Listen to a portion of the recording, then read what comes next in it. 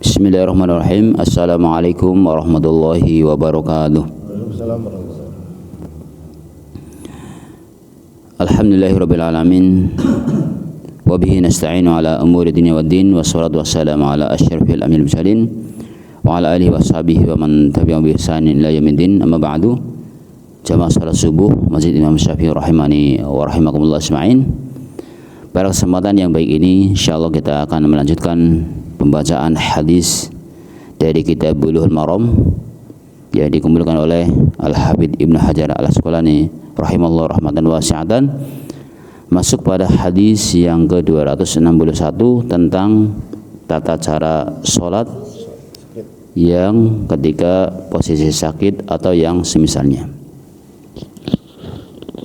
Hadis nomor 261 dari Jabir radhiyallahu anhu, anna Nabiyya sallallahu alaihi wasallam qala li maridin shalla ala wisadatin farama biha wa qala shalli ala al-ardi in istata'ta wa illa fa'umi ima'an waj'al sujudaka akhfadha min ruku'ika. Bahwasanya Nabi sallallahu alaihi wasallam bersabda kepada seorang laki-laki yang sakit yang salat di atas bantal, lalu beliau melemparkan bantal tersebut dan beliau bersabda, salatlah di atas tanah jika kamu mampu, dan jika tidak maka dengan memberi isyarat, dan jadikan sujudmu lebih rendah daripada rukukmu. Diriwayatkan oleh Al-Baihaqi dengan sanad yang kuat, akan tetapi Abu Hatim menyatakan bahwa yang sahih adalah bahwa hadis ini mauquf. Hadis ini sahih li khairihi, diriwayatkan oleh Al-Baihaqi dalam As-Sunan Al-Kubra, dan Syekh kami berkata dalam As-Sahihah, para perawi sanadnya adalah orang-orang yang thiqat dan ia tidak memiliki ilat yang dapat mencederai kesahihannya selain anak nahnya Abu Az-Zubair, karena dia adalah seorang mudallis. Dan Al-Hafidz Abdul Haq Al-Ishbili menyatakan berilat dengan hal yang ini dalam ahkamnya dengan tahqiqnya. Dan bersama dengan itu Al-Hafidz Ibnu Hajar menegaskan dalam Bulughul Maram bahwa hadis ini kuat, wallahu alam. Dan yang tidak diragukan lagi adalah bahwa hadis ini dengan keseluruhan sanadnya adalah sahih. Syekh kami berkata dalam Tamam Al-Minnah, saya katakan akan tetapi perkataan Abu Hatim ini telah dikomentari oleh Al-Hafidz dalam At-Talkhis bahwa 3 orang thiqah telah meriwayatkannya secara marfu', yang mengisyaratkan bahwa yang benar adalah hadis tersebut marfu' dan memang benar sebagaimana yang beliau katakan. Ia juga memiliki jalan-jalan periwayatan yang lain dari syahid yang diriwayatkan dengan sanad yang sahih dari Ibnu Umar, sehingga tidak ada keraguan dalam kesahihan marfu'nya hadis ini kepada Nabi sallallahu alaihi wasallam sebagaimana telah saya jelaskan di sana. Kemudian saya mentakhrijnya dalam As-Sahihah.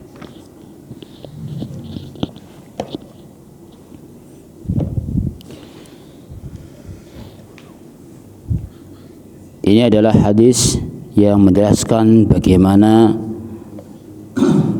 sholat ketika dia sakit. Yang sebelumnya kemarin kita bahas pada hadis yang ke-260, kalau orang pada asalnya suruh sambil berdiri, kalau tidak bisa sambil duduk, ya, kalau tidak sambil berbaring. Nah, pada hadis yang ke-261 yang tadi sudah dibacakan oleh Mas Sarwono tentang kedudukan hadis ini yang ditaklik tadi oleh Syekh Isham hafidhahullah, bahwa hadis ini hadis yang sahih li ghairihi, yang secara riwayat-riwayat yang ada adalah marfu', ya, artinya sampai kepada Nabi sallallahu alaihi wasallam. Di mana tadi hadis ini dari sahabat Nabi sallallahu alaihi wasallam yang mulia itu Jabir, ya, radhiyallahu an. Beliau menceritakan sesungguhnya Nabi sallallahu alaihi wasallam suatu hari pernah bersabda kepada orang yang lagi sakit, yang mana dia itu sholat, orang yang sakit sholat di atas bantalnya. Kemudian Nabi SAW mengambilnya, faroma biha, wa qala sholli alal ardi.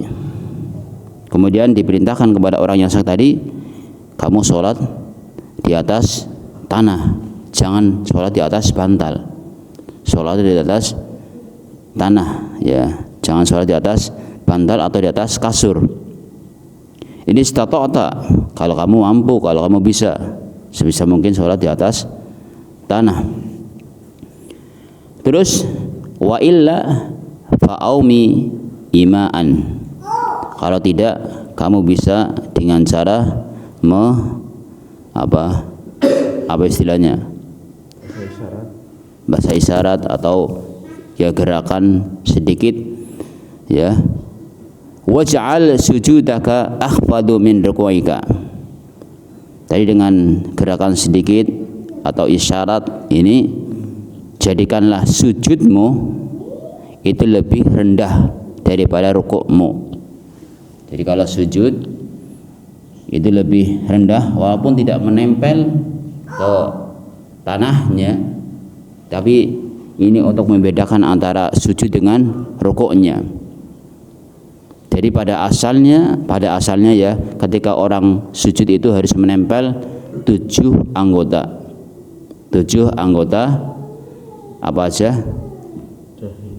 Dahinya, kedua tangannya, kemudian kedua lututnya, kemudian ujung, ya, kedua ujung kakinya. Asalnya seperti itu. Tapi kondisi di mana ketika dia sakit yang tidak memungkinkan untuk bisa sujud kayak gitu, ya kalau sujud malah tambah sakit, maka dari hadis ini boleh dia sholat misal sambil duduk, kemudian tapi dia tidak sujud secara sempurna, tapi sujudnya agak ke bawah, ya. Allahu Akbar, kemudian Allahu Akbar, rukuknya agak ini ke atas lagi. Kayak seperti halnya, mohon maaf, ketika orang sholat di pesawat misal, karena tidak mungkin sholat di bawah goyang-goyang dan seterusnya, akhirnya dia sholat di pesawat, maka sholat sambil duduk, maka dia bisa sujudnya dengan yang lebih rendah, kemudian rukuknya agak ke atas, kemudian bacaannya persis seperti sholat biasa. Jadi dalam hadis ini menjelaskan bahwa pada asalnya orang itu sholat itu harus di tanah, tidak di bantal, tidak di kasur, ya. Kalau bisa cari tanah, kalau mampu, kalau tidak ya kembali semampunya tadi. Fattaqullaha mastata'tum. Kemudian sholat di sini bisa dengan tadi bahasanya gerakan yang tidak sempurna sesuai dengan kemampuannya tadi. Sujud pun tidak harus yang 7 ditempelkan karena tidak memungkinkan, tapi bedakan antara sujud dengan rukuk. Sujud lebih rendah dan rukuknya agak tinggi gitu, ya. Ini menunjukkan bahasanya kita terus untuk menjaga sholat kita dan bertakwa sesuai dengan kemampuan kita. Kata Allah, fattaqullaha mastata'tum. Bertakwalah kalian semampu kalian, bukan semau kalian, tapi semampu kalian. Wallahu ta'ala a'lam bishawab. Semoga Allah SWT jaga kita semuanya untuk selalu bisa menjalankan, mendirikan sholat yang 5 waktu dan juga sholat sunnah lainnya. Kita tutup dengan doa kafaratul majlis. Subhanakallahumma bihamdika asyhadu an la ilaha illa anta astaghfiruka wa atubu ilaik. Assalamualaikum warahmatullahi wabarakatuh.